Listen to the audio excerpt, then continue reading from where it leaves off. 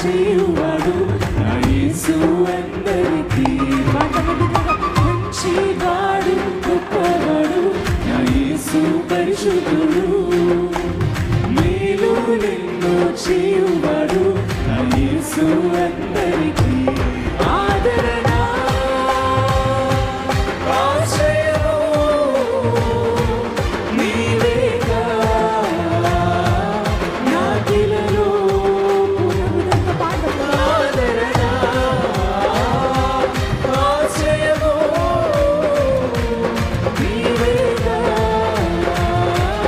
నాకిలలో. హల్లెలూయా, హల్లెలూయా. ఇప్పుడు పాడము కదండి, ఒంటరి వారిని వ్యవస్థగా వృద్ధి చేసే దేవుడు, దీనులను పైకి లేవనెత్తి పెంట కుప్పల మీద నుండి సింహాసనం ఎక్కిస్తానని వాగ్దానం ఇచ్చిన దేవుని దగ్గరకు మనం వచ్చాం.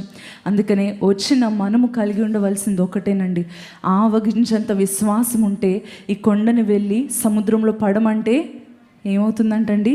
సముద్రంలో పడిపోతుందంట. చాలామంది అనుకుంటారు ఆవగించంత విశ్వాసం అంటే ఇంత విశ్వాసం ఉంటే చాలు ఇలా జరుగుతుంది అని అనుకుంటూ ఉంటారు. కానీ ఆవగింజంత విశ్వాసం అంటే ఒక మస్టర్డ్ సీడ్ని మీరు చూస్తే, ఆవగింజను చూస్తే దాన్ని మధ్యలో కట్ చేసి చూసినప్పుడు దాంట్లో ఎక్కడ కూడా ఖాళీ ఉండదు, ఎక్కడ హాలో ఉండదు, కంప్లీట్గా ఉంటుంది. అలాగా ఎక్కడ ఖాళీ లేని, ఎక్కడ అవిశ్వాసానికి చోటు లేని సంపూర్తి అయిన విశ్వాసం మీలో ఉంటే గనక కొండ వెళ్ళి సముద్రంలో పడిపో అంటే ఏం జరుగుతుంది?